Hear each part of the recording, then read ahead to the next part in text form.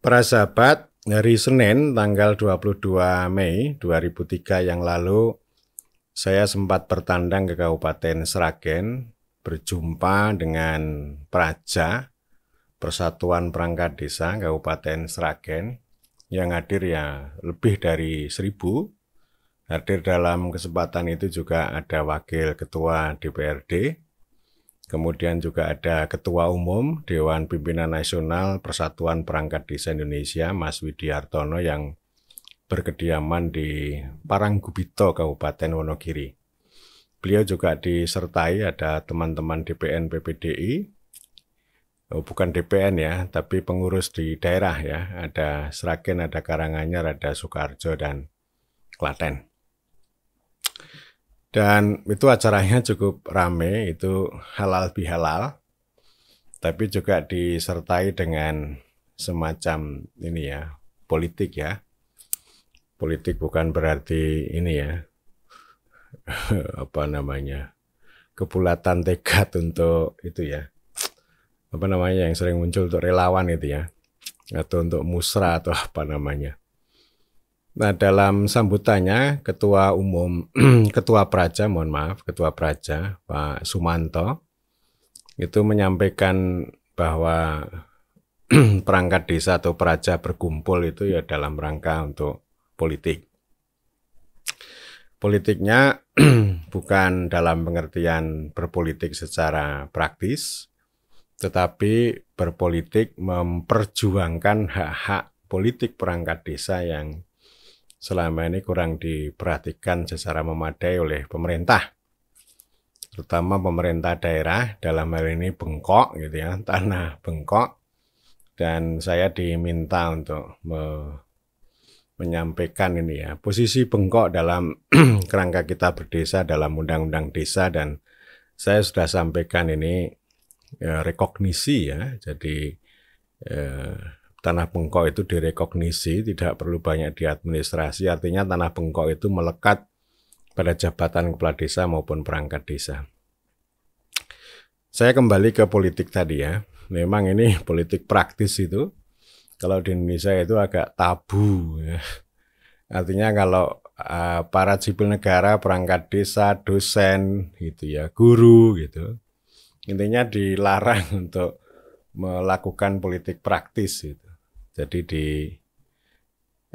ditempatkan supaya netral, yaitu itu saya kira normatif. Dalam prakteknya ya enggak begitu. Ini kan normatif untuk melarang aja.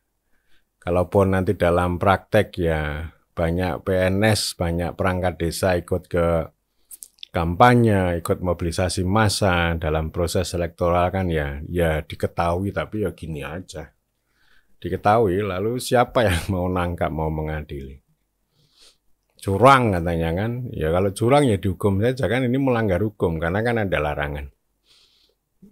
Tapi ya itu cerita, artinya kan ini komitmen integritas secara normatif aja. Kalau orang-orang yang dilarang berpolitik itu kan tetap berpolitik, dan cara mereka memang ada yang kasar gitu, ada yang jorok gitu, tapi ya umumnya ya halus ya. Dan itu biasa yang dilakukan oleh perangkat desa, entah itu ya pemilihan kepala desa kan juga politik, pemilihan legislatif, pemilihan kepala daerah, dan mereka itu sudah biasa melakukan politik praktis semacam itu ya. Jadi artinya ketika Pak Manto mengatakan itu kan itu argumen normatif untuk mengatakan kepada orang banyak, kepada publik, bahwa perangkat desa itu secara normatif, secara formal itu kan ini ya netral gitu. Tapi yang menarik justru yang kedua itu tadi. Ini namanya berpolitik memperjuangkan ya. Dan saya kira sebenarnya yang politik praktis sama politik perjuangan ini itu ya satu tarikan nafas. Selesai acara itu kami ngumpul-ngumpul di warung, di warung ya. Lalu kami mengatakan bahwa ya politik praktis sama politik perjuangan itu kan bisa disatukan. Jadi bisa kita, perangkat desa bisa bermain, artinya berpolitik itu antara lain ya bagaimana merebut kekuasaan. Konkretnya ya antara lain merebut wakil rakyat, merebut bupati atau membuat bupati itu yang kira-kira berpihak pada desa, berpihak pada perangkat desa, atau mereka yang mau memperjuangkan nasib para perangkat desa. Dan artinya mereka akan pasang badan untuk mengorganisir, untuk menjadi mesin politik atau pendulang suara bagi kandidat yang mereka dukung. Ya, jadi ini kan mengandung dua hal ini. Ya, politik praktis ya iya gitu, perjuangan iya gitu. Jadi artinya politik praktis itu bukan sebagai sesuatu yang tabu seperti itu, tetapi yang dilakukan ya memang ini untuk negosiasi.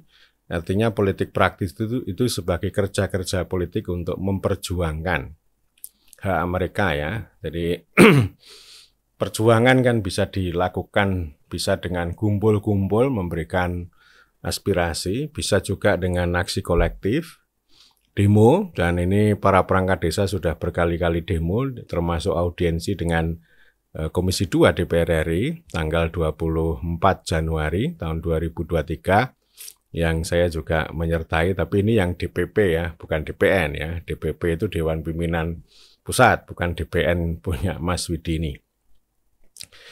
Ada juga yang ya yang satu lagi ya itu tadi berjuang melalui kolaborasi atau gotong royong secara politik dengan para kandidat, baik itu wakil rakyat, bupati. Karena itu ini Mas Widi ini kan mengingatkan, udah mainkan aja ini. Jadi yang penting kompak ini. Jadi nanti kalau di lapangan pasti akan bertanding dengan kepala desa. Bisa berbeda, kalau pilihannya sama ya bagus, kalau pilihan politiknya berbeda ya nanti para perangkat desa itu bisa memainkan. Misalnya ngomong begini, ngomong seradat, udahlah Pak Lurah, Pak Kades itu nggak usah main-main itu loh, itu uangnya ditaruh dalam saku aja, biar ini kita mainkan lah, permainan politik, permainan kekuasaan itu biar dimainkan para perangkat. Jumlah mereka lebih besar dan mereka sadar betul bahwa mereka bermain-main politik perjuangan secara praktis itu resikonya terlalu rendah. Ini sangat beda dengan PNS. Kalau PNS itu bisa dimutasi, bisa dipindah dari satu kecamatan ujung barat ke ujung timur, dari ujung utara ke ujung selatan. Jadi sangat jauh, dijauhkan dari rumah tempat tinggal. Atau kalau yang sudah punya jabatan ya di non-job. Jadi artinya nggak punya resiko. Kalau perangkat desa ya duduk di desa itu, ya nggak akan mau dipindah kemana. Pernah ada pengalaman ini seorang sekdes diturunkan, ya, diturunkan menjadi perangkat yang lain di bawah, di PT UN, akhirnya menang dia, PT UN-nya menang. Jadi kepala desa yang salah, karena kepala desa ini juga mengikuti perintah dari bupati ya. Jadi maksud saya ya gitu, kita dorong, artinya politik itu bukan sebagai sesuatu yang tabu, mereka melakukan secara sadar dan waras dalam rangka untuk memperjuangkan itu ya, dengan cara politik praktis. Kalau tidak begitu ya, ini ya, kalau kita hanya mempengaruhi kebijakan itu ya diterima audiensi gitu kan, tapi ya hanya surga telinga.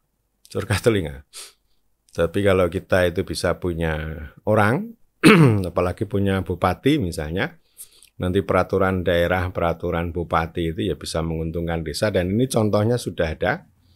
Dulu Mas Widi juga punya pengalaman di Wonogiri, terus ada teman-teman yang di Ponorogo, di Madiun, sehingga antara lain ADD-nya bisa menjadi lebih besar, siltapnya menjadi lebih besar, ada gaji ke-13, ada THR, ya.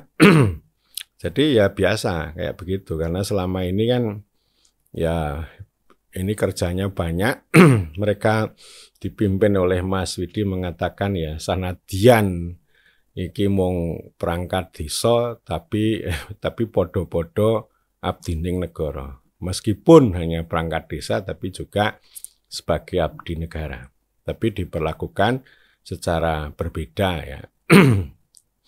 Jadi penghasilannya sama dengan UMR ya, sama ya.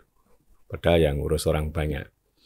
Ya, saya kira gitu. Saya mendorong para perangkat desa memadukan antara politik perjuangan dan politik praktis gitu ya. Entah itu untuk memperkuat posisi desa, memperbaiki nasib perangkat desa, kesejahteraan mereka, kemakmuran mereka itu perlu diperjuangkan, termasuk tanah bengkok itu ya biar melekat pada kepala desa dan perangkat desa. Jadi tidak dimain-mainkan hanya untuk memenuhi prosedur ya, yang justru bertentangan dengan rekognisi di dalam undang-undang desa.